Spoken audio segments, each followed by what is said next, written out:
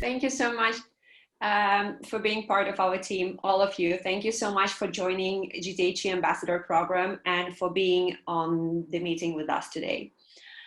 So to carry on, I'd like to remind you the agenda of the meeting. So first of all, we'd like to update you on GTHE, on providers, ambassadors, and give you a little bit of marketing update. Then the timeline of our releases. Then I would like to go through sign up and verification process one more time. I know we have already discussed it, but I still get a lot of questions, especially from our new ambassadors. So we'll cover it as well.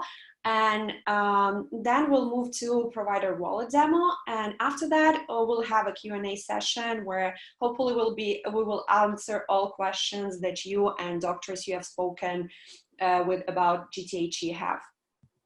So first of all, I would like to start with my favorite slide in this presentation. It shows the countries where we have ambassadors from. And our vision is that very soon the map will be all colorful. There will be no white spots, at least the countries where telehealth is allowed, but we hope that governments little by little realize the power of telehealth and the need for physicians and for people to have it in their countries. So even the countries where it's banned will be more willing to eliminate the restrictions. So far, Global Telehealth Exchange is getting more and more international. And as our CEO Pradeep Goel says, soon there will be providers available on GTHE at any time of the day, because when the US goes to sleep, Asia wakes up, so patients will be able to schedule and to get emergency appointment with providers at any time of the day. So let me talk a little bit about the providers that we have on the platform. Currently, we have 19 countries and 33 specialties. As to ambassadors, we have ambassadors from 7 countries, and among you, we have physicians, consultants, we have physician assistant, medical professor, pharmacist, and we're truly happy that you are with us. And then I'd like to tell you a little bit more about GTHE networks. So we not only have individual physicians on GTHE, but also networks. And I'd like Dr. Hanekam elaborate a little bit on that. Yes, certainly. Thank you, Olga. So welcome to everybody. It's great to see and hear you. It gladdens my heart to see the different accents and to begin to understand that we truly are a global community.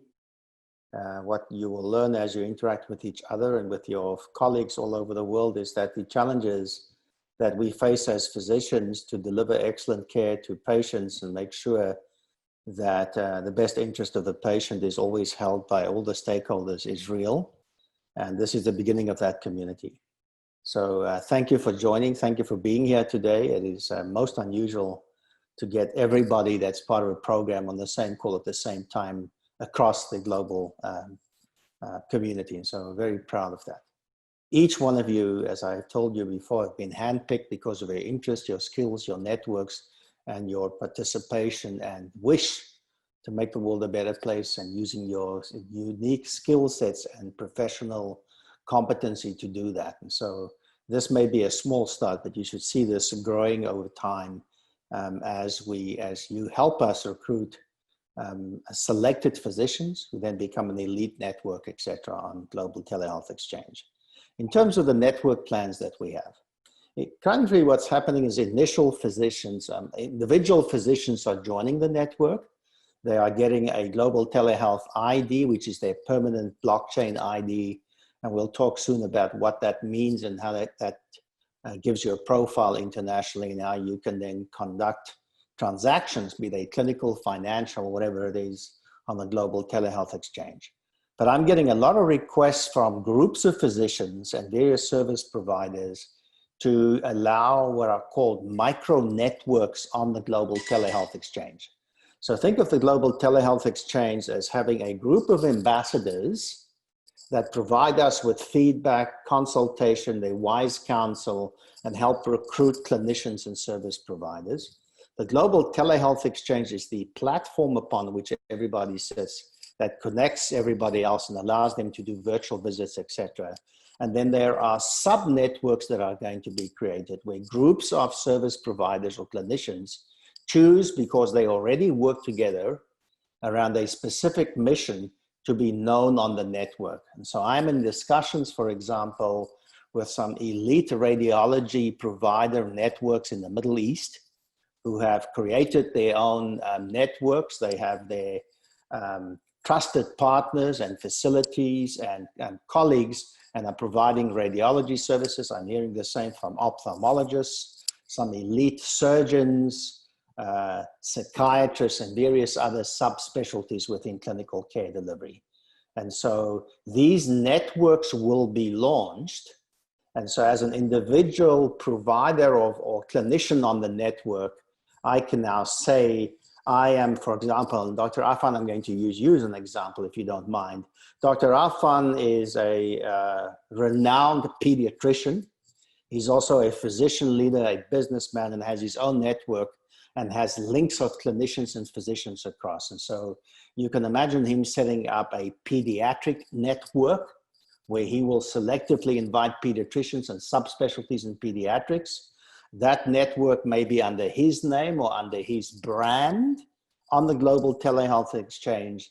And as part of that network, Dr. Afan can say, listen, these are a group of clinicians and services that provide additional services and elite expertise that I'm going to create a sub-network on the Global Telehealth Exchange where I can add additional criteria for joining my network. So think of it as I'm a pediatrician and I now want to join Dr. Afan's Angel Kids Pediatric Network because they have a brand and a philosophy and a reach to patients and payers that suits me. So I become part of this. And of course, then he can set those rules. So these sub-networks are going to rapidly pop up because clinicians and service providers, if you're a psychiatrist, you have your own network. Psychiatrists want to provide specific services under specific conditions. They want to be able to communicate with each other and do second referrals, et cetera, et cetera. So you'll be hearing more about that as we approve these networks, and as they become available, we'll make sure that you know about that so that I see a virtual community of clinicians all over the world that have an individual profile, but also a part of another professional profile, provide networks, etc. And that's why you see amongst the ambassadors, not only do we have pediatricians, but we actually have neurosurgeons, because neurosurgeons and pediatrics are all physicians, but they are very different creatures in terms of their needs, the type of patients to see, the type of services. So I'm encouraging those of you as you recruit and notify additional clinicians in your network about Global Telehealth Exchange, that you start thinking about, such as Carlos in Mexico. I'm a pediatric gastroenterologist. They're quite rare all over the world, no matter where it is. Him and his colleagues that he knows in that space have very specific services and skill sets that they can provide. And they might want to organize into a network that sets additional criteria for both physicians and patients to join them, and essentially create a private specialty-specific or service-specific network on the Global Telehealth Exchange. And so the things that we're looking at are radiology, ophthalmology, home care, nursing, physician's assistants, clinical psychologists, etc. And so what you should anticipate happening over the next 6 months to a year is that the Global Telehealth Exchange and its sub-networks will really reflect all the clinical service providers that are available across the globe. And that's a great way for us to organize doctors, because I feel very passionately, and I know that Pradeep and the rest of my organization feel about that, is that Solve.Care is going to stand behind the individual clinician and their patients. We're on your side, making sure you get a fair deal.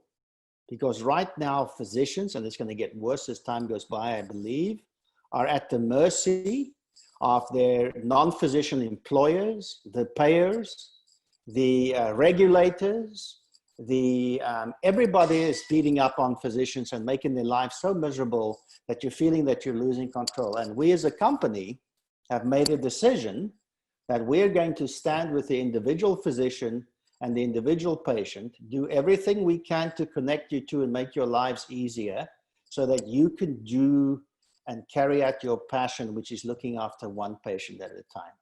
And as part of the Global Telehealth Exchange and these networks, there'll be a mechanism for you to organize yourself so that you have a greater voice. And that means that by definition, you'll see Solve.Care having very explicit opinions about how payers and regulators and governments treat physicians, and we'll become vocal about that. And I hope that you will support us. So that's the exciting part. And you'll be hearing more about that very soon. I will commit to you as the Chief Medical Officer that you will always be informed first of any of these major issues. When we make a major announcement that we have a new radiology network in the Middle East that represents 15,000 physicians, I'll make sure that we communicate it to you first so that you know what's going on. And as you see what the opportunities are, you just need to reach out to Olga, Anastasia, and myself and say, listen, we need help with A, B, C, D. We stand behind you and we'll support you as you build this community internationally. I'm sure there'll be questions for me. We'll go through the rest of the content. You'll see a demo of what it's going to look like, and then there's a Q&A, and I'm happy to answer any questions you have. Thank you, Olga. Thank you, Dr. Hanekom. So next, I'd like to do an update about inaugural ambassador program. As you know, it's an additional reward program. You all signed up an appendix to the agreement with the terms of the program. So the main update here is that the program is extended to the end of 2020. And currently, in numbers, we have 42 physicians who sign up with our ambassadors referral code. So good job, everyone. And it's only the beginning. Also, we have 12 ambassadors and that were handpicked from 44 applications we received. About marketing, what we're doing in this regard to promote GTHE among physicians worldwide.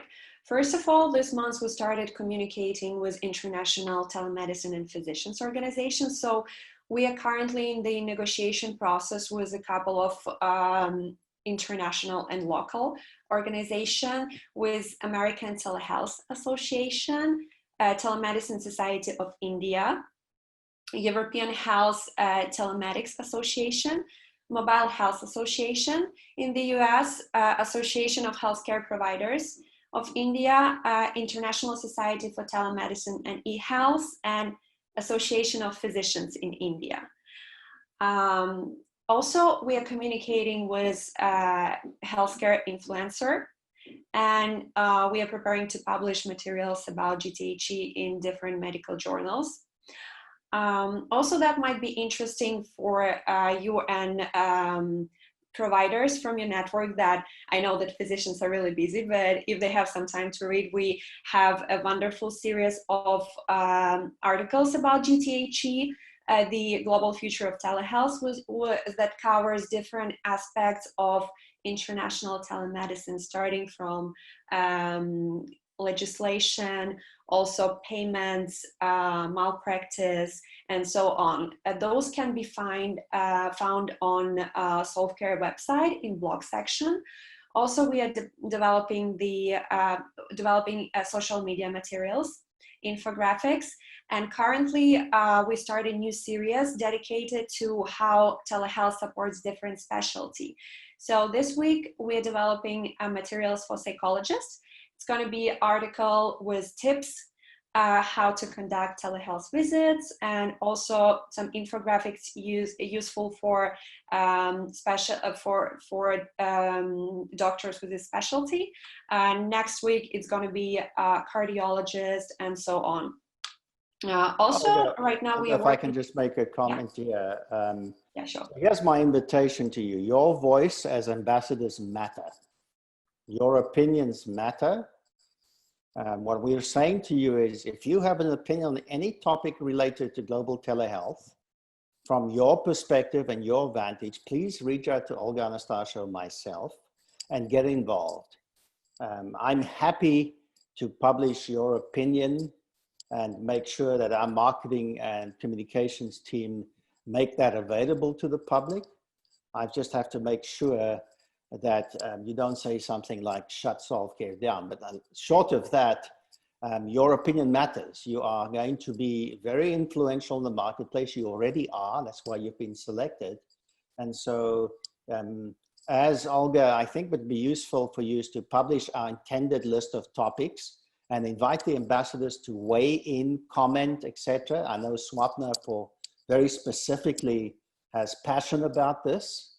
And Swapna, I think something will be coming out with your name, but I truly invite each one of you, whether you speak globally about telemedicine or talk about your specialty, your city, or your state, here's a vehicle for you to have your voice heard. So there's the open invitation to move ahead, reach out. It's probably easiest to reach out to Olga as the coordinator, and we will support your voice in the marketplace and internationally to be part of the really important discussion that's occurring. Please continue. Great idea, Dr. Hanekam. So after the meeting, I'll share with all of you the list of topics we're going to prepare materials for. And if you have any comments or anything to add, or you want to participate in developing of the materials, you're more than welcome. And the last one, I'd like to announce the Telehealth Roundtable that is coming at the end of October. The topic will be how physicians are adapting telehealth, pros and cons of switching to telehealth, and how a physician can start his telehealth practice. If any one of you would like to participate, you're always welcome. So just text me and I'll share the details with you. Next one, timelines. That's the most important part of our presentation, as everyone is asking me about that. So those are official timelines of our releases. So the provider wallet, the wallet for physicians, will be ready during the first week of October. Next one, first week of November, Care Wallet is coming. Care Wallet is the is the mobile app for patients. And the third week of December, GTHE will be active and available to the general public. So not a long wait, a couple of months, and hopefully we'll be on the market with the solution. Next one, I'd like to one more time go through the sign up, registration, and service activities. So maybe, yeah, you have any questions or comments or that, so we can talk about it in Q&A section. So first of all, the process starts with providers registering on Solve.Care GTHE website. And once they register, GTHE ID is sent to them. Next providers get an email asking them to upload documents for providers verification process. Once the process is completed, provider wallet activated and service initiated, and the provider can log in his provider wallet. After that, once the provider is logged in, he can start setting up his profile, set his availability, service rate, visit lengths, and all other parameters. A little bit more about providers verification. So as I mentioned, within 24 hours after sign up, a provider will get an email with an individual link where that he can use to submit documents. What documents are needed? First of all, it's medical license. Providers can submit up to 5 different medical licenses. Information about education and digital copy of their degree. And malpractice, which is optional, but for many countries, it's obligatory to have it. So for those countries, they will have to provide the documents. Verification process takes from 1 week to 2 months, and The duration depends on the quality of documents provided, but also on local legislation, and rather on access to providers' information in different countries. Because if in some countries databases with the information are accessible online, in some countries you have to use help of local authorities, and the process gets much longer. So all documents that providers upload, they're encrypted and stored on a secure server, so they won't have to worry about their data security. Current status of providers verification. So currently we're testing the system, and 10 physicians got successfully verified on GTHE, and the launch for the rest of the physician register is planned for the first week of October. Now I give the floor to my colleague, Agata Banak, who will run the provider wallet demo for you. Agata, all right. Hello, everybody. My name is Agata Banak, and I am a product manager here at Solve.Care. And I'm very excited to show the web wallet demo in a little bit. Let me see. There we go. Are you able to see my screen? All right. So what we're going to see within the web wallet demo is the limited capacity of web wallet that's going to be released within October. There's a few more options that is going to be available. However, the general functionalities are already there, and I'm happy to show them to you today. So as a provider, I'm able to see a few items on the left-hand side. These are appointments where I'm able to review my availability, create appointment types, and see the appointments I received from my patients. In the patient label, I'm able to see the list of my patient. I'm able to invite patients, and I'm able to create care groups, which allow me as a doctor for population health management. Further, I have teleconsult, which allows me to see the list of teleconsultations I have on a specific day and perform the call. Today, we are actually going to show how this call works. I'm going to call Anastasia, who's here on the call with us, so you can see how provider will be able to connect with his patients. Next, we have how are you feeling today, which is a feedback opportunity for the providers where they're able to create specific lists of questions or send single questions to their patients regarding how the appointment went, did they had the vaccination, which allows them to create recurring revenue from reminding the patients about missed appointments and continuing this care. So without going too much into details right now, I'm going to go and start with appointments and let you know more about how doctors are going to work within this solution. So here, what you can see right now on my screen is the availability screen where I'm able to, as a doctor, see the appointments I've had, as you can see one here, as well as set up appointment. And I would like to show you how an appointment is being set, because it is extremely easy. And it's a very nice process to go through. So here, as you can see, I see a specific week where I'm able to set days in which I'm available in. The green color shows me when I'm available at the moment. I'm able to remove this availability if necessary, or if I have additional availability. Let's say we'd like to see patients on Thursday at 12 till 1 p.m. I'm able just to slide and create this available slot. And here it's going to open this times automatically right away. So now patients are able to book available appointments within this time. Now, what appointments are those patients actually able to book? As a doctor, I'm able to create appointment types that I am allowing the patients to see. And here in the appointment type section, you can see the appointments I'm currently allowing, which is annual checkup or follow-up, As a doctor, I'm able to set a duration for a specific appointment, the cost. Within first release, this cost is going to be in dollars. Applicable days, since as a doctor, I might want to perform specific types of appointments only on specific dates. And I can see when last I updated this specific type of appointment. As a doctor, it's actually very easy to create a new type of an appointment. Let's say I would like to create an initial appointment.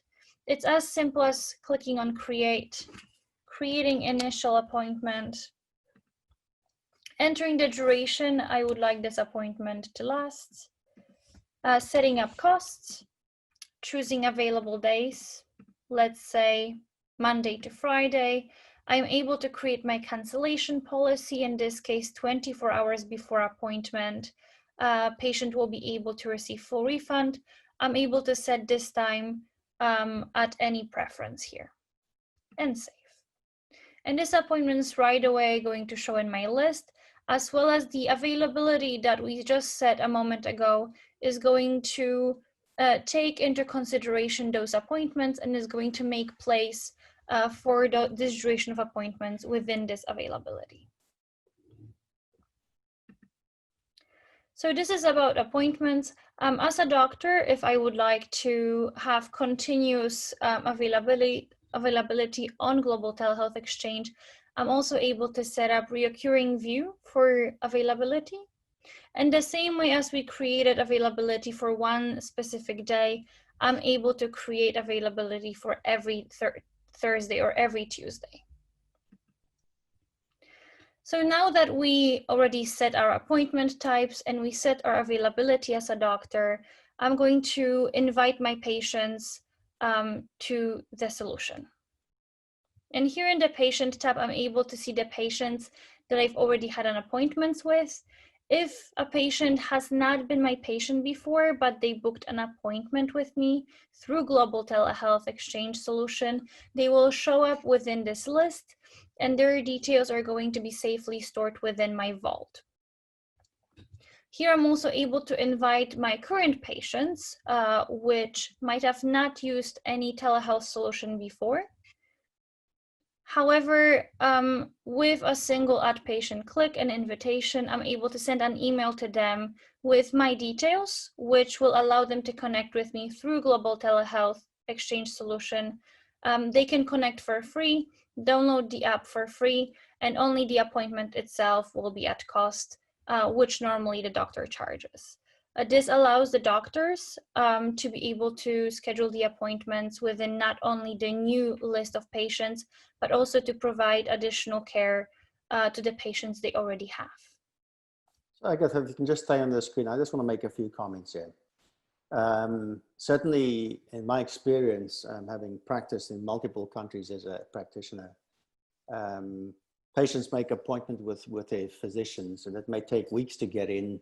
And then life happens, and so they cancel, they play phone tag. You know, by the time they finally get in, you're wondering how come they haven't had something done in the last 6 months. That's just life. The other thing that's happening now with telemedicine is the access problem is still a problem. Now the office is closed or partially open. Everybody's trying to get in, and the problem at access has got worse. Many patients are actually using other apps and are doing online consultations with absolute strangers that they have no relationship with, that's supported by the insurance company or by other people. They're leaking their business from your practice, and they're using multiple applications. In fact, it's even worse.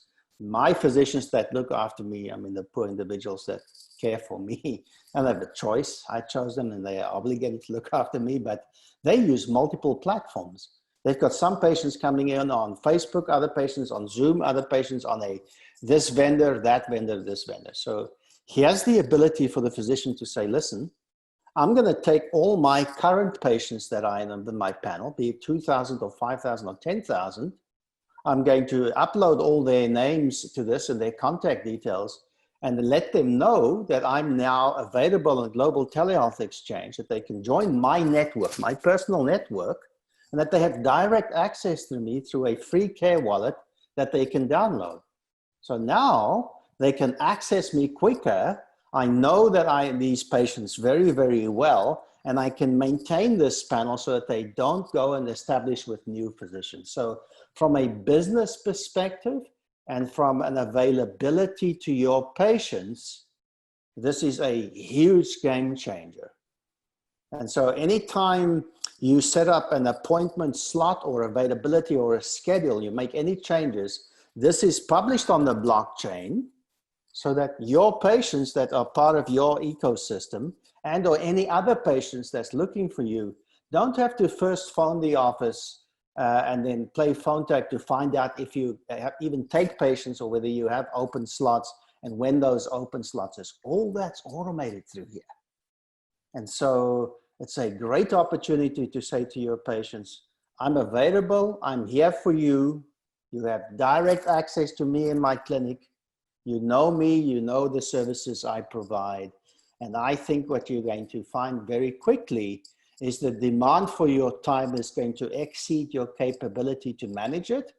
And so you can hire additional colleagues and advanced practice providers and expand your business. Because the number one wish for those patients that have gone through the trouble of getting to see you and building a relationship is that they can continue that relationship. And so you can take your established practice, put it virtual, do a hybrid model, or you can make a selection like many young physicians are these days. They have no intent of going into a face-to-face, in-person physical practice because of the risk of COVID. They are choosing to virtualize their services and practices from day one. And so both these capabilities are there. Thank you, Agatha. I think this is just so important in terms of building a practice and rapidly making sure you can meet the needs of your practice. And I wanted to inject this piece. Go ahead, please, Agatha. All right, and adding to that, as a doctor, I'm able to segment the population I'm managing. For specific population health management, I'm able to create care groups, which I'm going to show you here. And care groups are a way for me as a doctor to divide the long list of patients into specific care, like diabetes management, depression care, hypertension control. And this allows me not only to follow up with the patients in the right way, send them the right feedback in form of how are you feeling today cards, and schedule right appointments within the correct dates. So here, as you can see, we have 3 options, and within the list of patients, we're able to see those groups on the right-hand side. And we're able to manage our patients through a specific care group. From here, I'm going to forward to a teleconsult option, and I'm going to show you how the doctor will be able to connect with the patient. And I'm going to start a call. And when the patient wallet is connected to this solution, we're going to start the call automatically and see the patient here right away when he's at the call. Within the current solution, I'm going to send a link to my patient, Anastasia, who's going to be able to join us shortly.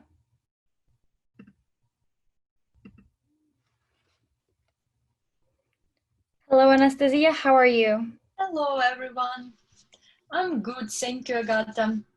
Anastasia, I hope you're feeling well because I am not a practitioner. I am. All right, thank you very much, Anastasia, for joining us through the solution. All right, so here, as you can see also, I am able to record the call. I'm able to switch on and switch off my camera on the call, my microphone, and I'm able to share my screen in case during the call I would like to show the patient a specific note or a specific leaflet that is regarding to his health. So once again, just a bit of practicality. I can't help it. I get very excited about this. Of course. The fact this is a HIPAA compliant, secure within our blockchain system. It is a discussion between you and your secure wallet, which you're looking at, and the patient's secure blockchain wallet that uniquely belongs to them have been identified through telephone number and everything else.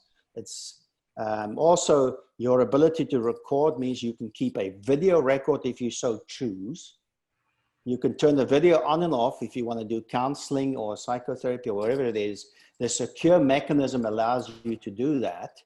And then when you look at the care groups, that's really the ability for me to say very well, I'm going to create a diabetes care group so that all my diabetic patients are identified very easily. And if I want to send communication or educate or reach out to run a program, etc., I know who those people are and I can then selectively communicate with them.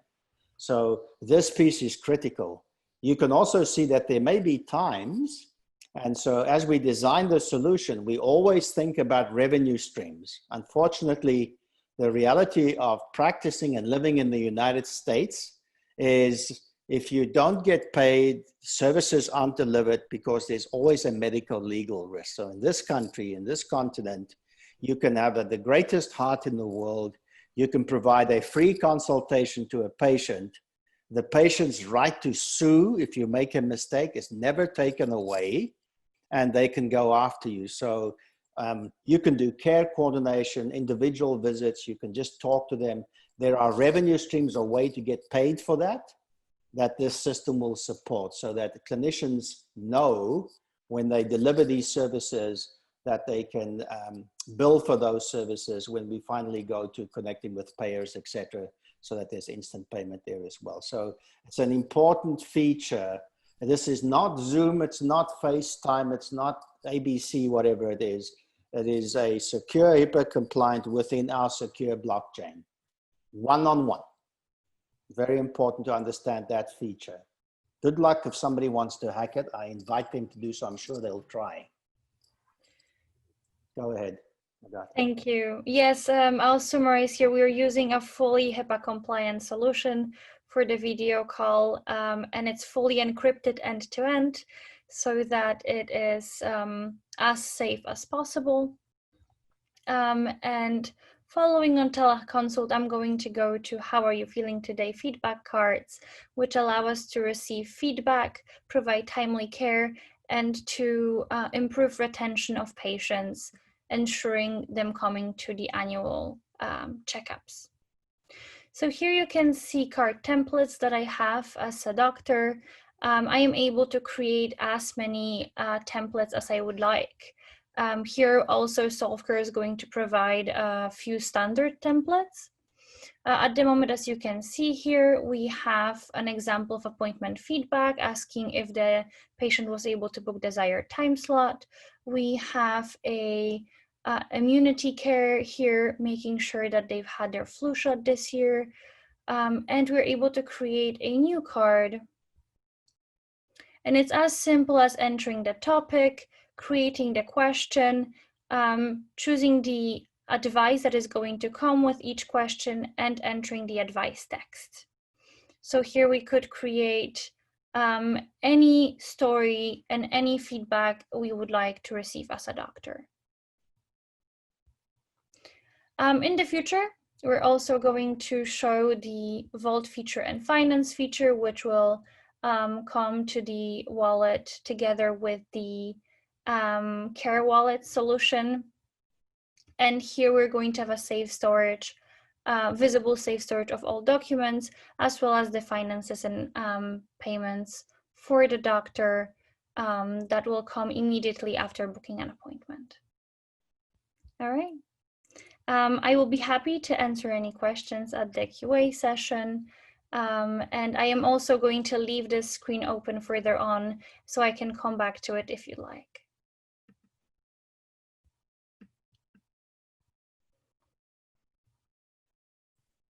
Don't worry, I frequently speak to myself and now it's just a mute. So thank you very much, Agatha. That was absolutely excellent. So what you just saw in front of you, and we're going to take questions now. I'm sure you have lots of questions.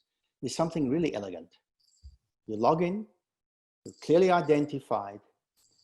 You can set when you're available, who you're available, what type of services you can provide. Are they consultations, therapy sessions, care coordination sessions, short visit, long-term, complex, etc. You can put your practice panel in it, send them all a link to say, hey, I'm on Global Telehealth Exchange. They know who you are. They worked hard to become your patient. Their number one concern is always access. I don't care where you practice medicine in the world. If you have had the patient not complaining about how easy it is to get into the doctor or how difficult it is, I want to hear who you are, because it's almost unheard of. This is a great way to start a concierge practice, which is you select your patients, you limit your number of patients, you're available 24 hours a day, you charge what you like. You can charge a subscription fee, you can charge a large amount per visit. If you choose to do free or pro bono visits, go ahead. Nobody stops you. And you can provide excellent personal services. It's easy to set up. The video visit is your choice. You can keep notes in the video visit that's shared with the patient. You can segment your patients into various groups that you want to communicate or provide programmatic therapy to. Example being all my diabetics, listen, I'll send them a message to say, all of you must make sure that I see you at least once every 6 months for a 20-minute visit, because I want to talk to you no matter how well you're doing. And if your A1C is greater than 9, I want a quarterly 20-minute visit with you, and I'll make that available. Please go and book it. And then patients will actually do what you tell them if they get accessibility, and you tell them what you expect of them. Same issue. I want you all to go and get your lab work done before you have your televisit with me.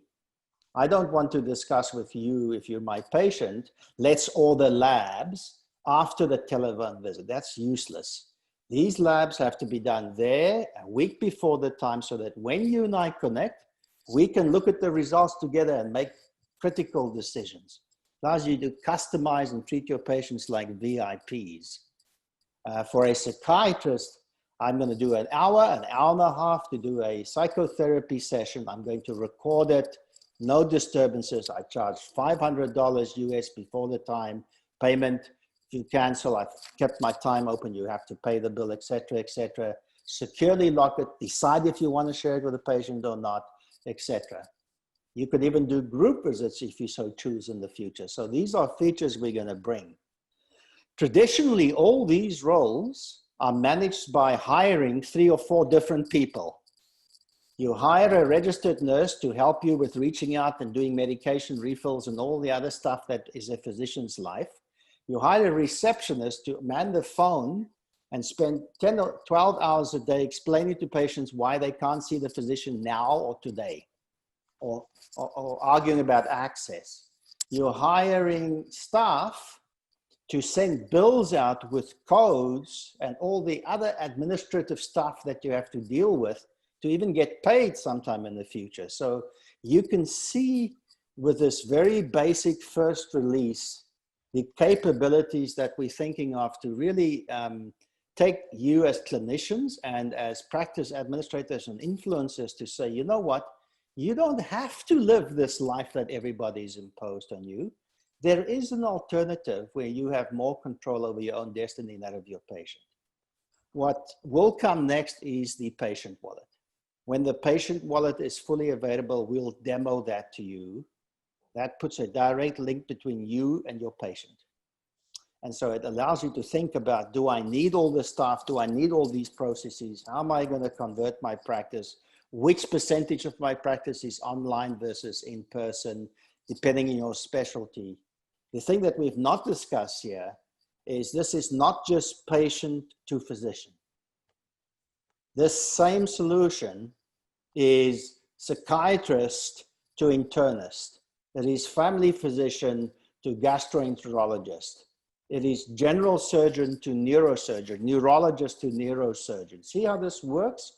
It is the professional community saying, you know what, I'm not on my own. I can just reach out like this and ask Dr. Swapna, listen, can I have 10 minutes with you next week? I want to talk about managing a patient with severe schizophrenia. Can't get into a psychiatrist. I trust you, I know you, I trained with you, but you're not near me, and I want to get your second opinion. And then we leave it up once again. It is a decision of Dr. Swapna, the psychiatrist, whether she's going to charge her colleague for her advice or not. That's up to you. But that's that professional network that you build so that no matter where in the world you are, you're not alone. Just like your patient get access to you, you get access to your colleagues and you can handpick them. That reduces your stress. It puts that care team behind you virtually so that you don't feel every day like many physicians do, especially primary care physicians, did I do the right thing? Could I have done more, et cetera, et cetera. And for the subspecialists of you, you know your area very well. It's narrow, you're deep, but God, you also wonder, you know, I've done my piece. Is the patient going to get the rest from somewhere else? I've done my behavioral health piece, but what about their diabetes, their COPD, and the other stuff? So I really see this as very powerful. So as you as ambassadors think about this, you can already see the possibilities. And I think of the platform as a clinician tool to support each other and as a patient to physician tool, patient to clinician tool. And I want to stress the clinician piece. We're starting with doctors because doctors are critical in the essential relationship.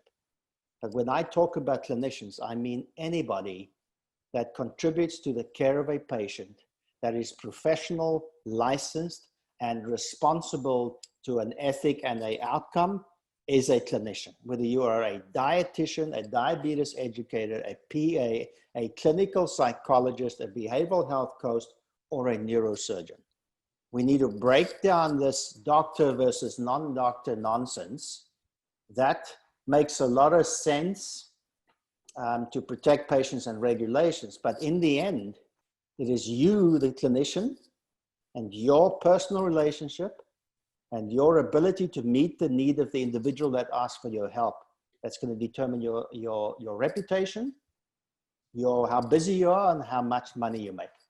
And each one of you are experts at this. And so we want to make this available. The physician is always going to have a critical role.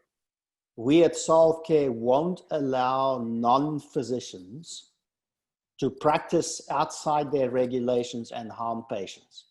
So I'm in discussions, for example, with the physician assistant community in the United States about, you know, you want to provide services on the network. I'm okay with that, but you need a cooperating physician that will review, support, and that's the type of thing we're going to do. So I don't want to see mavericks on my network that harm patients and bring us all into disrepute. But at the same time, there is a critical shortage of physicians all over the world. And so we need to make sure that as you and I and other people talk about who comes onto the network, that we always remember the best interest of the patient first. And if there are no physicians, trained physicians in the area, who else and under what circumstances can we allow them to provide limited services and meet some of the needs of patients? Very good. Thank you. I think we should open it. Is there another slide, Olga? Yeah, but I would like Agatha to go through the functionality of Care Wallet in Release 1, if she doesn't mind. Agatha, are you still with us? I am the patient here. wallet? Yeah, patient wallet. Oh, go ahead. Let me tell you a little bit more about Patient Wallet, which is called Care Wallet. It is a mobile phone solution where the patients will be able to download a free app to their phone. Within the Global Telehealth solution that they're able to join on Care Wallet, they will be able to browse through a global registry of doctors and see the doctors, not only the doctors that registered for Global Telehealth, but also the availability that they've placed, as you've seen in the provider wallet, and the appointments that they offer. And within those appointments, they will be able to choose the ones that suit them best and schedule those appointments with doctor. The payment will be almost instant in Solve token. And the patient will be able to purchase this Solve token with a credit card or transfer it from their Solve token account, depending on their preference. And we're glad to say that we will accept almost 100 different currencies through the credit card payment for them to be able to purchase Solve token. Now they're able to connect with the doctor of one click or when the appointment is coming, as well as they will receive reminders before the appointment so that they always know to make it there on time. They will be able to store and share medical records with the doctors, as well as receive and view documents from the doctor like prescriptions, follow-up requests, and different documentation. The last item is that they will be able to provide feedback through how are you feeling today that they received from the doctors, and receive appointment reminders as in annual checkup, semi-annual checkup from their providers. Thank you, Agatha. And in next slide, I would like to answer the question I get asked a lot. So is GTHE free for physicians? Yes, sign up is free. We have free verification for the first 1,000 physicians. After 1,000, there will be a small fee for verification. Our service fee is included in patient's fee. Platform currency, as you all know, Solve token, and in release 1, doctors will be able to exchange it to US dollars only, but in the next releases that are coming soon, we'll add more local currencies. And now what you've been waiting for, Q&A session. So we're all here to answer the questions you have. So please, who would like to start?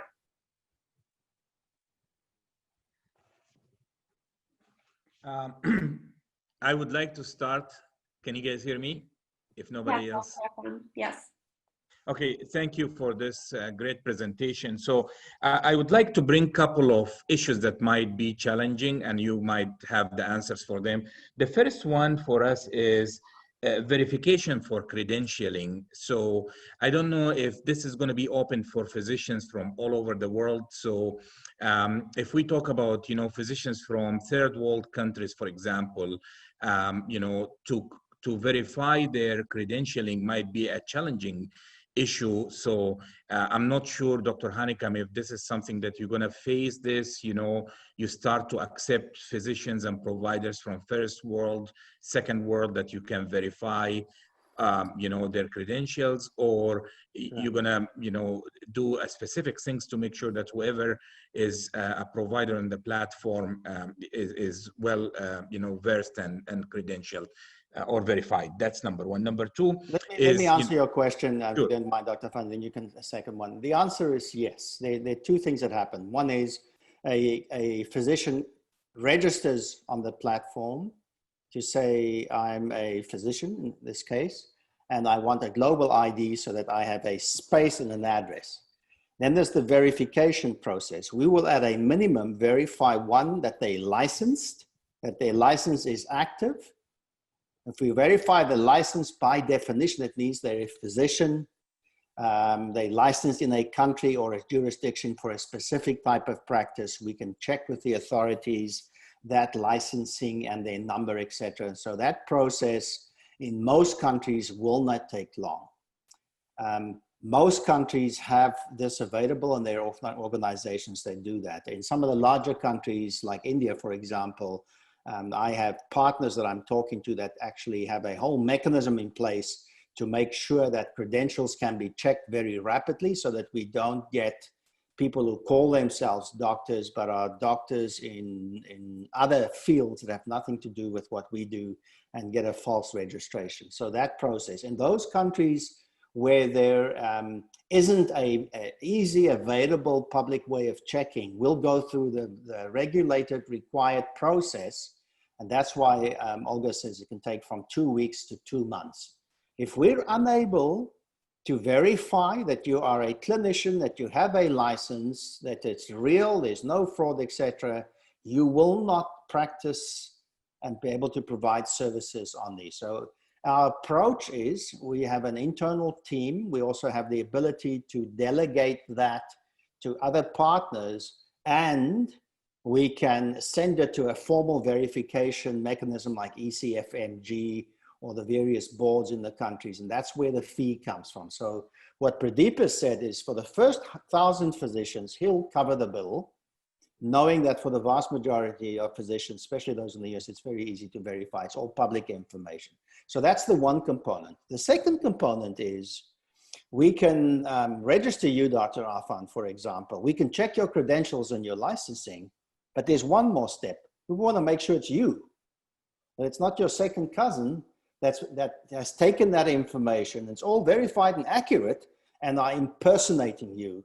And that will require with our credentialing team a face-to-face and some documentation to show that you are Ashraf Afan, either a passport or something. So it is a very complex process. Those that it's easy to do will get on quickly. Those that it takes longer will take longer to get in. And those that we can't verify will not get in, because I don't want to have to talk to you and all my other providers that we've got somebody on there that impersonated a physician and did harm to patients. So there is a mechanism. Okay. I'm going to have one more question to be sensitive to others, as of before the pandemic, especially talking about the Middle East area and other countries that I have visited, they put some stringent criteria for telehealth visits in terms of receiving services and for providers to provide services, not to be able, if you are not licensed in the same state or country, including United States here. Of course, the pandemic has changed this, How do you see that, the global exchange is going to be perceived by those countries and, not to be attacked and allowing, across the globe for this to happen, if you can elaborate on that? So excellent question. There is no Global Telehealth Exchange. This will be the first one launched. It truly is a first. The best interest of the patient must always be, so we will put disclaimers and follow the regulations and laws in the various countries before we allow the two of you to connect to actually deliver the service. So it is a very complex environment. In some countries, the patient's location determines what rights they have. In other countries, the physician's location. Some countries don't allow telemedicine. So anytime somebody applies to become a telemedicine provider, a physician on our network, that process, if they are applying from a country that bans the provision of telemedicine to citizens in that country, then our algorithms will not allow somebody as a patient in that geographic area to contact or be able to book any appointments with any physician on a network. In many countries, a physician's license is issued to practice medicine in that country, but they're silent about the rest of the world. Are you allowed to provide consultation services or verbal opinions or telemedicine to a citizen in another country? We will activate the system to make sure that we don't inadvertently support illegal behavior. And that means if there is a clinician from a specific country where the regulations are so prohibitive that we would have to break the law to do so, we would not activate the system in that country, either for patients and or physicians. But you are right, it is a complex situation. That's why we've asked you to please recruit your colleagues in your area, because each one of you, we can manage the regulations and the laws and the no's and don'ts for 12 people. But as this gets bigger and bigger, we would have to, through smart contracting, remember that the basic function of the system is a smart contract between two individuals, and we can apply smart contract to countries, regions, individuals, and processes based on what the law says. So I'll give you an example. Not just for telemedicine in terms of who can see who under what circumstances, but also cryptocurrency. There are countries in the world where cryptocurrency use is illegal. So in those countries, you may be allowed to see a patient. You may be a patient that wants to see the clinician, but since Solve is a utility token cryptocurrency, not officially, but as it can be converted to a cryptocurrency, where that's prohibited, we will not allow those visits to occur because we're not putting the physician or the patient or the company at risk. But I think you can understand from that process, the smart contracting and our due diligence allow us to really do very specialized things. But once again, we will be compliant with regulations and the laws everywhere, because last thing you want to do as a clinician is see a patient from Saudi Arabia and not know, if you are a physician in South Africa, that you're actually violating your own laws, and that could take your license away and get you into trouble. So I appreciate that question. And my hope is through this, very intelligent and smart solution that we might be able to change I think post-COVID and post-pandemic, Yes. Life might change globally, as you mentioned initially, that, life is changing and there is a demand, and probably through the International Telehealth Association, there would be a demand for, changing the barriers and breaking those barriers. But, I agree with you. I think, yeah. Thank you very That's much. my invitation to all of you, is as you become ambassadors and as you learn what we're doing, you can see where there are stupid laws in place in your countries that don't make sense today. And there are places where there are good laws in place. And I want you to go out there and talk to your colleagues and say, you know what, the world has changed. As long as we can provide safe care by a qualified clinician, the standard of care has to be the same. You can't examine and touch the patient. But most countries will say to you, whether you see a patient virtually or in your office, you have to provide the same standard of care. And I'm very confident that reasonable clinicians and physicians will not put their license and their livelihood and their reputation at risk by doing what I would call stupid things virtually. There I trust the professionalism if, and we will monitor this, across the Global Telehealth, if there are complaints from patients or colleagues about another colleague's behavior, it's likely to come to me and our chief legal counsel, and perhaps my ambassadors or physician councils, and we will take action. And you can be very sure that that action will be, thou shalt no longer access the network and do what you're doing, and we will probably make referrals to the authorities as well. So we will not allow unethical, illegal behavior and anything that harms the patient. As broad-minded as I am, all of us should be able to agree the best interest of the patient is absolutely paramount. We cannot harm people. There's enough harm being done to patients because of everything that's happening, including the COVID virus, and we're not going to add to that. And Pradeep and the rest of the executive team at Solve.Care are very, very much aligned around that piece. We have to live our mission and vision, and our expectation is that people on our solutions will do the same. Any other questions? Please go ahead. Yeah, so on that light, I definitely was thinking about what kind of compliance measures would be in terms of quality, and so thank you for answering that question.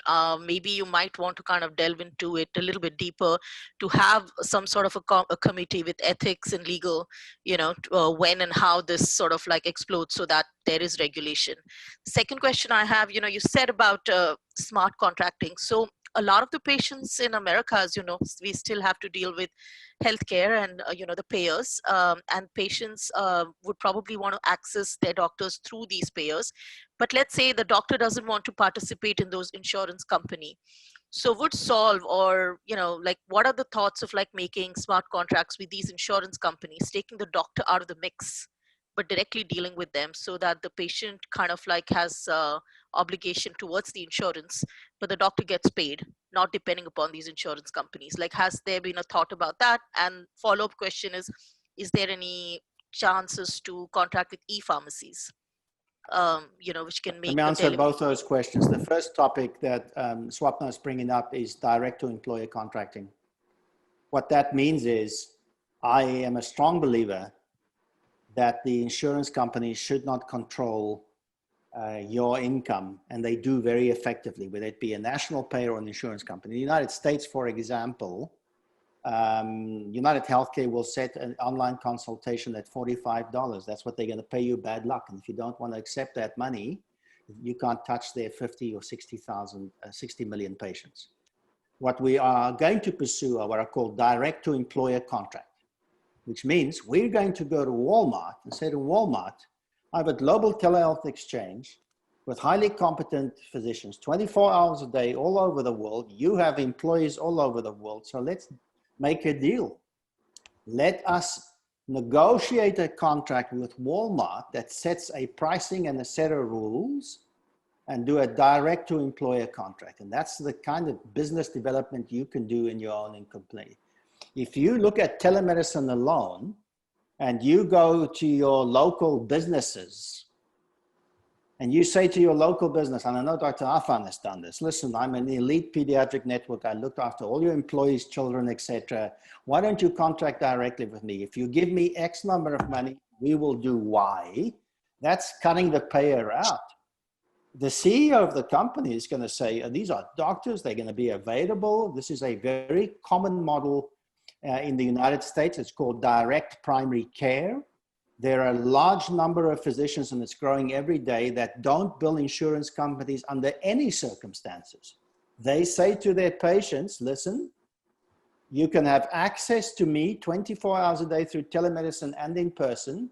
You pay me $50 a month. You sign a 1-year contract, and I'll provide video visits, an annual physical exam, basic blood work, immunizations, and a checkup. And they contact directly. And these employees still have insurance coverage, but what the physician is saying is, listen, I'm available and my services are available, and you belong to this club, there's your payment, and here's what I'll do. If they wish to use their insurance card, the doctor turns around and said, listen, I will give you a copy of your notes. I'll tell you what the diagnosis is and what procedures I've done.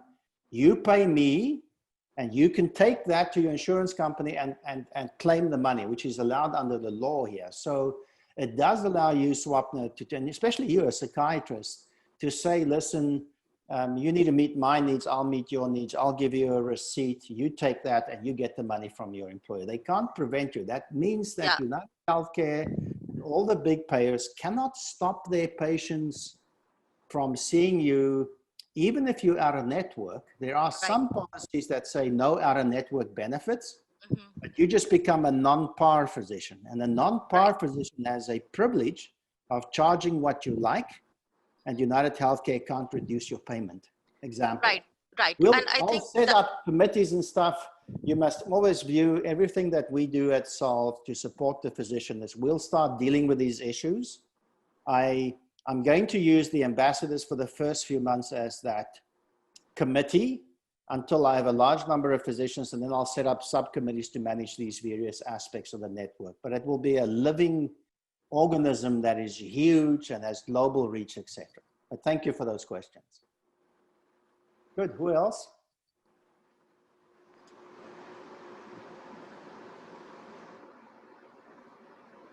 I have a couple of questions. Who's I? Sorry. It's me, it's Shia. Here, yeah, hi, there you are. Yeah, hi. Go ahead. I have made some preliminary talks with some of my colleagues. We still couldn't register yet, but they had some questions, especially regarding the malpractice. And they said, what is going to be if a physician commits malpractice, will they be, according to which country's laws are they going to be evaluated? Yeah, I can give you a brief answer, Sayer. I would suggest that our next ambassador meeting should be about malpractice insurance, ethics, regulations of managing the network. Then I can bring our legal counsel to the table as well. But here's the bottom line. In many countries, malpractice is not mandated. In others, it is. You have to have malpractice insurance. In other countries and jurisdictions, nobody will practice medicine if you don't have a malpractice insurance, because when you're sued, you don't have anything left. They'll take your home, your future earnings, etc. So part of the registration credentialing process is to say, where's your malpractice insurance? We'd like to see a certificate, and we want to load that up. And so we will make this available. In terms of where somebody can be sued, you can always be sued in your own country if you're a physician for malpractice by an individual, no matter where they are in the world. They have to file in your country. We are not aware of the ability to sue from the United States to in a United States court, but that's complex, and I'll bring an attorney to the table. But our plan is first to say, listen, you should have malpractice insurance in those countries where it's mandated. It will be a rule. If you do not provide valid malpractice insurance and it's mandated, for example, in Turkey, you will not be approved to go onto the network. The second version is we are in discussions with large international malpractice insurance companies to talk about creating a special Solve.Care GTHE malpractice coverage by region and country that can be funded and executed on a one per patient basis each time you do a visit. So those discussions are ongoing because malpractice insurance is an incredibly expensive vehicle in the United States, but it's absolutely required.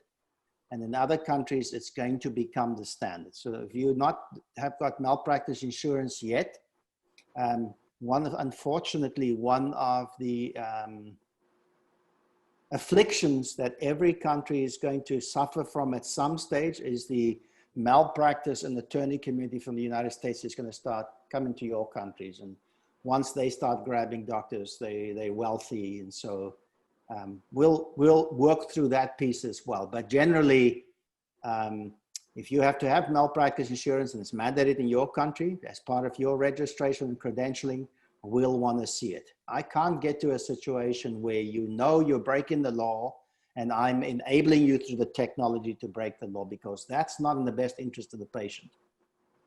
Because you take the rights of the patient away to get redress in the courts if a physician makes not a mistake, a wanton, reckless behavior. And so we'll try and prevent that. But I'd rather set up another webinar where we can just talk about that so we can do our due diligence. That would be great. I'll ask you, in Turkey, is malpractice insurance mandated? Yes, it is mandated.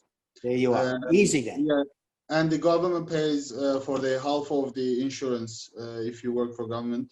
So yeah, perfect. I am insured, but I am not sure if my insurance, my malpractice insurance is valid if I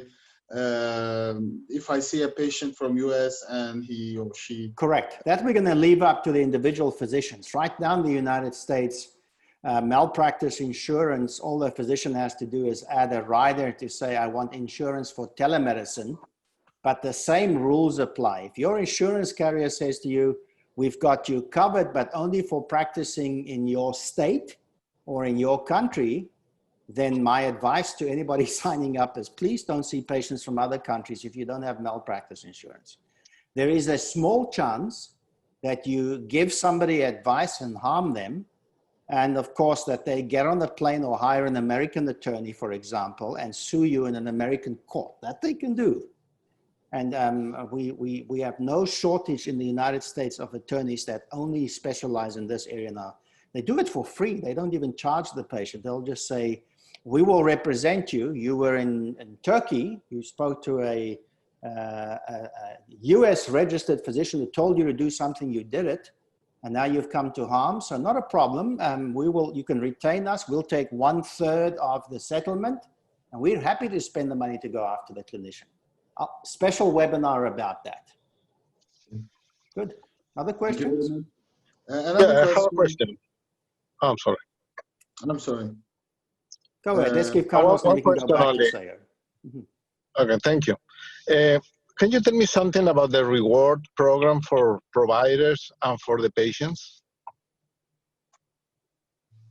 There is no reward program for providers. You're talking about the tokens that you get for bringing physicians onto the network, Carlos?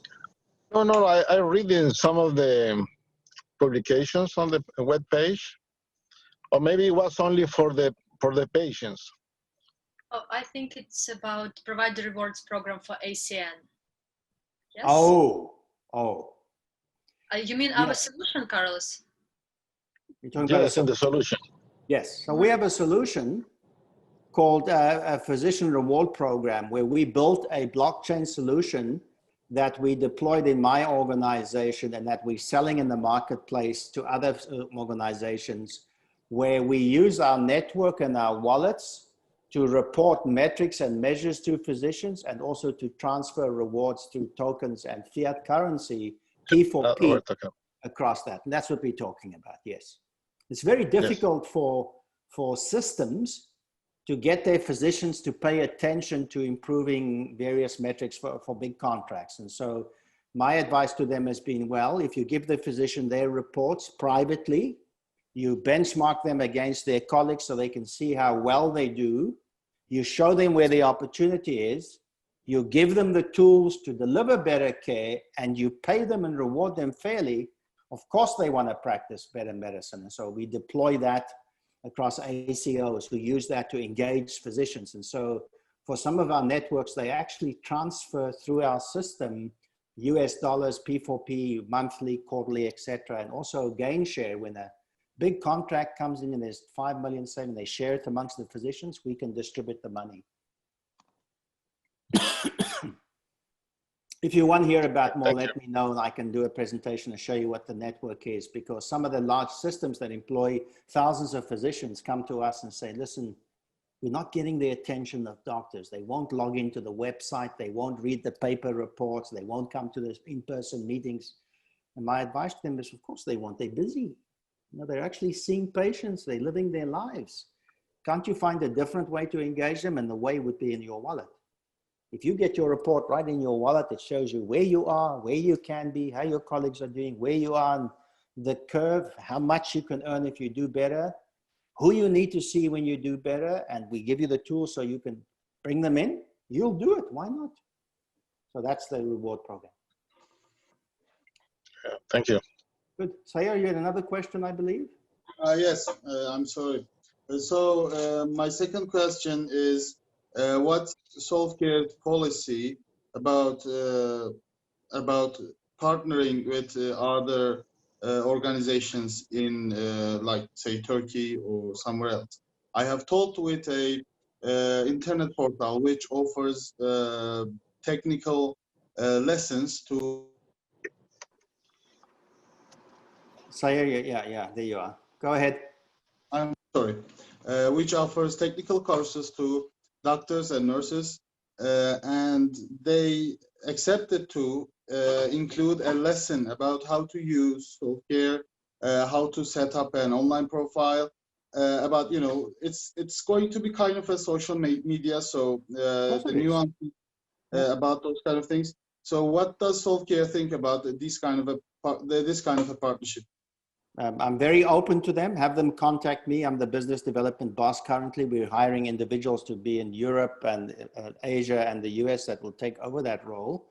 But we're interested in working with anybody that has the best interest of the patient and the physician at heart and are willing to support us. So yes, all of you, if you think there is somebody that can bring more to this, introduce them to me. I'm happy to talk with them and talk about what does the business relationship look like. I'm very sorry, my connection just got lost. The answer is yes. If you have people that are interested in working and partnering with us, refer them to me. Okay, great. Erdem, I know you want to ask something. I just want to confirm one thing, just to update my information knowledge. So as I understand it, for the referral program, the first 1,000 physicians only available. So for example, if we are 12 ambassadors, approximately around 80 physician per ambassador will be on the platform. Then referral program will stop. So for example, if me, after 2 months, because I will share with many physicians, after 2 months, a physician just made application, but he's on the 1,500 person. So for this physician, I will not take a reward, plus he should pay a service fee, right? Let me correct that. We are going to cover the credentialing fee for the first 1,000 physicians. Thereafter, we'll set a credentialing registration fee depending on what work and what we need to do to get them credentialed. The current ambassador reward program is for the first 1,000 physicians. It's $50 per clinician registered and credentialed through the whole process. Thereafter, you still refer patients to, physicians to join the network under your referral number. We link their wallet with your wallet. And I believe for 12 to 18 months, whatever number of tokens goes through their wallet, a percentage is sent to you as a commission. So you should continue recruiting clinicians as long as you can. If you recruit 10,000 clinicians over the next 5 years, Erdem, and they are doing business on our network, you're not going to do neurosurgery anymore. You can do brain implants and start selling integrated devices on the network. So what else is coming in the future is this ecosystem is about first connecting the patient and physician to physician. But Pradeep and I are already in negotiations with various networks and providers in the United States and elsewhere who want to do home-based remote monitoring with devices, blood glucose, blood pressure, etc. And you will be hearing about that very soon. We're going to make financing available through the token to purchase these devices, to lease them with a revenue share between the physician, the service provider, to do remote monitoring and various other things. So there's an economic marketplace that's going to be connected to the Global Telehealth Exchange that essentially says to the physician, you know, what other business opportunities do you want to transact on the global chain, our network, that serves your business needs and supports you and your patient? Mm-hmm. Thank you very much. Just one more question. Yes. For example, if I compare two physicians, one physician sign up to the platform with my referral code. Other physician, I talk about the platform, but this physician just wrote Solve.Care and sign up without any referral code. So the physician which I gave my link and referral code has any benefit more than other one or not? No, makes no difference to us. Mm-hmm. The only difference is if we can identify that you were the referring ambassador, mm-hmm. we can link their revenue with you and give you a commission. If I don't know that you were the ambassador and they sign up on the internet by themselves, then I can't link that. We have an organization in the Middle East that are saying to me, listen, we want some degree of exclusivity in our country. We will recruit physicians to the GTHE, and we want to make sure that when they come on, that we get the credit for it and that they come into my private network where we want to do other things as well. I'm open to that, but the general principle is a physician can join from anywhere themselves. We don't want any barriers into physicians to join, except you have to be qualified, licensed, and have whatever you need to be that. But if somebody comes to us and said, listen, I want special dispensation for Turkey, I can bring you and I will guarantee you that I will recruit 1,000 physicians every 6 months for the next 5 years. And for that, I want to be your only representative, et cetera, et cetera. Any physician that joins from Turkey must come to my network. I'm creating this network where I want to do registration. I'm open to that, but that's a discussion you have to have with me. Mm-hmm. Thank you very much. Last question. I am so sorry if I repeat. Currently, a physician can sign up the system without any service fee, without any referral code today, right? Correct. Okay. Thank you very much. Correct. That's why you're in a very we handpicked you to give you an opportunity to determine who the network is, who comes in, and to reward you for that. But remember, the referral program as an ambassador, you're in a referral program. It does not end in December. You keep us. I want you to recruit the best of the best, because that gives me a comfort that you have already handpicked the people, which means the likelihood that they will be registered, credentialed, and meet the standard is high. I have concerns about physicians just joining from anywhere. It's going to take us more work to figure out who they are, how they, but at the same time, to Pradeep, it's very important that as part of our mission, that if you are a physician, you meet our criteria, you're willing to follow our rules, and that you should be allowed access. Same for patients. All you have to do as a patient is prove that you are who you are and that you have a device that is secure and that you agree to the rules of it, and then you will get access. So same thing, we don't want to put any barrier in front of a patient, because if we put any financial barrier in front of a patient to join Global Telehealth, it means the poor people in the world, as always, get the bad deal and the rich get in. That's not what we want to do. The rich are welcome, the middle class, of course, but the poor have a right to get access. And if they can afford your pricing, they should have access to you no matter where they are, what language they speak, and what currency they're in. So those principles we're not going to violate. Mm-hmm. I'm going to ask somebody else if anybody else has questions. Jadeep, it looks like you want to say something. Not? Can I go ahead? Yes. Jaideep. Go ahead. You have a question? Right. I had written down a lot of questions which are very India specific. I'll share them in an email with Olga later. But the initial idea that you had presented, Dr. David, about the grouping and the subgrouping. So if there is like a network of hospitals, they can, I mean, they don't want the references to go out or their patients to go out.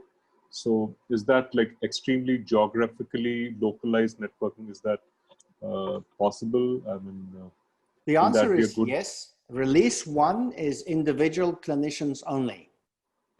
Release 2, in the probably first quarter next year, I'm guessing, will be a network management availability where an individual joins and says, I, Jadeep, represent these 500 clinicians, and I'm going to set rules for all 500 that must be honored by the blockchain.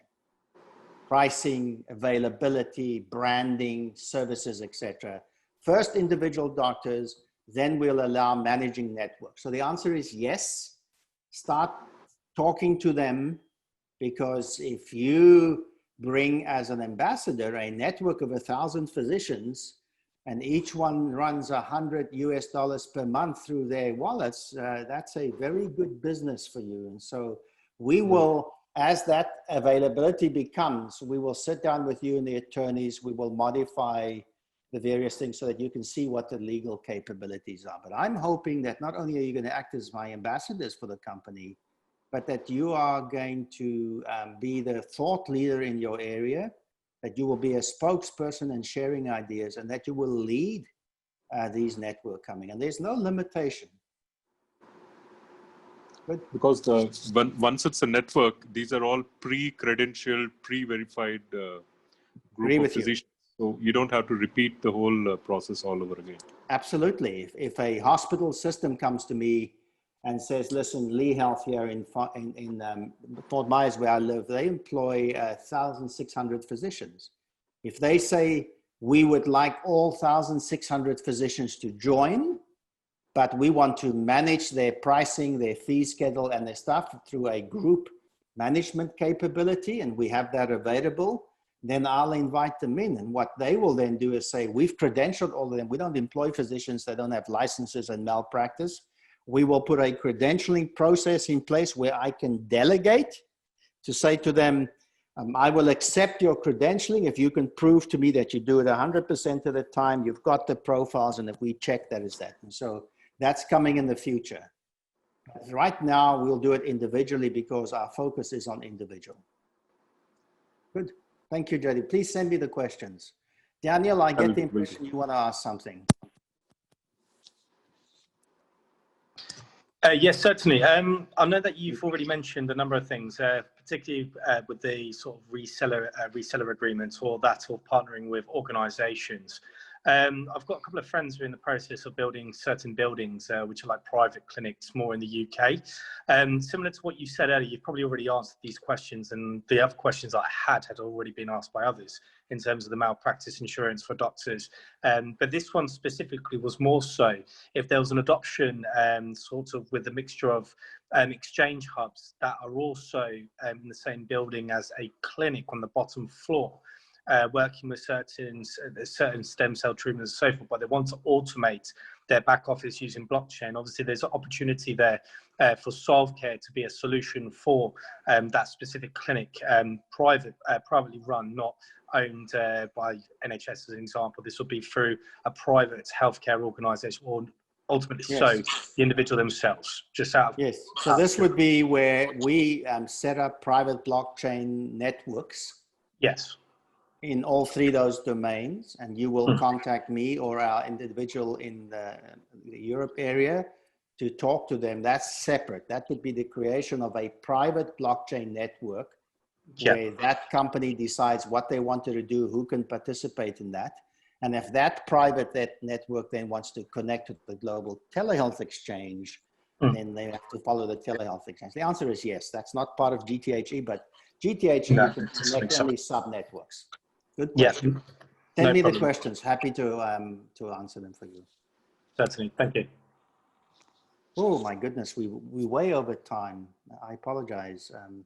Any last question, if there is any comment? I appreciate your questions and your participation. I know how busy you are. I'm really looking forward to these monthly meetings. As you think about agenda topics, I really want there to be an agenda there's a Solve.Care agenda where we want to inform you and get feedback, etc. But also your agenda needs to be addressed through these meetings. So please communicate with Olga. Let her know what you want to discuss and what you want to deep dive. And as I said, if you want to contribute to opinion and you want us to use our marketing communications team to support your visibility in the international media, let us know. We're happy to support that. But otherwise, I want to thank everybody for today. Olga? Yeah, thank you everyone for staying with us. I hope we answered like bigger part of the questions you have. If you have more or after the meeting, something will pop up, just let me know. And if it's the question, then I can answer, I will do. But if not, I will send them to Dr. Hanekom and he'll write you back. And I'd appreciate your participation in creating our materials for doctors' use or for promotion.